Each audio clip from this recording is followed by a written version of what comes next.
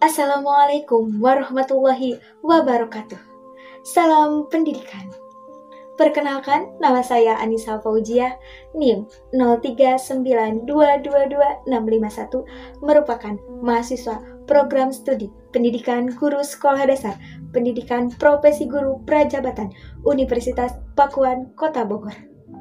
Pada kesempatan ini, saya akan menyampaikan refleksi materi topik ke-6, mata kuliah Perspektif Sosiokultural dalam Pendidikan. Dalam topik bahasan ini, menjelaskan mengenai materi isu-isu penyelenggaraan pendidikan dan pembelajaran di sekolah dalam perspektif sosial, budaya, ekonomi, dan politik dalam proses pembelajaran. Isu-isu penyelenggaraan pendidikan dan pembelajaran yaitu antara lain perubahan kebijakan kurikulum. Saat ini di Indonesia terdapat 3 kurikulum yang digunakan, yaitu kurikulum 2013, kurikulum Merdeka, dan Mandiri Berubah. Kebijakan perubahan kurikulum ini membutuhkan kajian yang lebih matang untuk mempersiapkan kesiapan baik dari pendidik maupun peserta didik. Kemudian, isu-isu penyelenggaraan dan pendidikan yang lainnya yaitu kurangnya pemerataan pendidikan di Indonesia, terutama di daerah 3T. Seperti contoh pada video mengenai isu pendidikan dan pembelajaran yang belum merata di daerah Kaliweda atau Papua. Selain itu, di tanah Papua yang kaya akan sumber daya alamnya, ternyata masih banyak sumber daya manusia yang belum tersentuh pendidikan. Pendidikan di sana sangat mengkhawatirkan karena keterbatasan serta kurangnya pemerataan pendidikan di daerah tersebut. Terlihat dari kondisi para peserta didik yang sekolah dengan keadaan yang seadanya, serta terbatasnya jumlah tenaga pendidik di sana. Namun, masih terdapat seorang pegiat pendidikan yang secara sukarela dan tulus untuk mendidik dan mengajar anak-anak sekolah di daerah tersebut. Tujuannya yaitu agar mutu pendidikan di daerah tersebut lebih berkembang dan meningkat. Sebagai seorang calon pendidik dengan bekal pengetahuan-pengetahuan yang sudah didapatkan, maka diperlukan kesiapan mengajar dengan memperhatikan isu-isu penyelenggaraan pendidikan dan pembelajaran di sekolah dalam perspektif sosial, budaya, ekonomi, dan politik. Karena hal tersebut menjadi kewajiban pendidik untuk memberikan pembelajaran yang terbaik kepada peserta didik yang sesuai dengan kebutuhan dan karakteristiknya. Hal tersebut dapat dilakukan dengan langkah-langkah sebagai berikut. Tahap ke-1 yaitu melakukan observasi lapangan untuk mengetahui kondisi dan keadaan lingkungan sekolah yang mendukung proses penyelenggaraan pendidikan dan pembelajaran di sekolah dengan memperhatikan kondisi sosial, budaya, ekonomi, dan politik dari peserta didik maupun lingkungan belajar.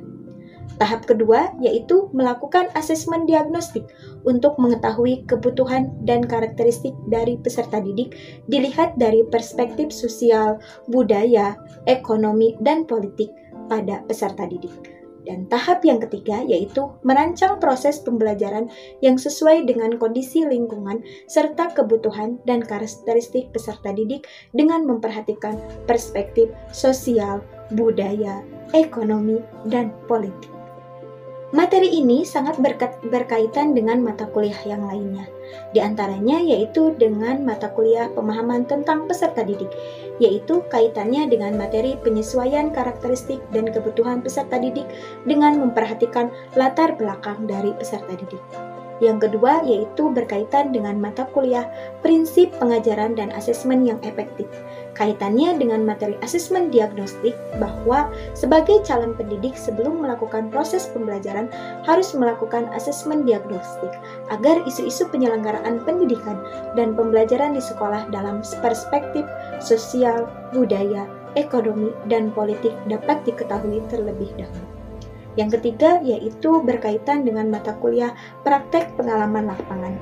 Sebagai guru, penting menyusun pembelajaran yang sesuai dengan keadaan sekolah masing-masing daerah supaya dapat memberikan perbantuan yang tepat kepada peserta didik. Dan yang terakhir, berkaitan dengan mata kuliah proyek kepemimpinan. Sebagai guru, kita harus memetakan tantangan, kelebihan, dan strategi dalam memberikan pembelajaran yang sesuai dengan kebutuhan dan karakteristik dari setiap peserta didik.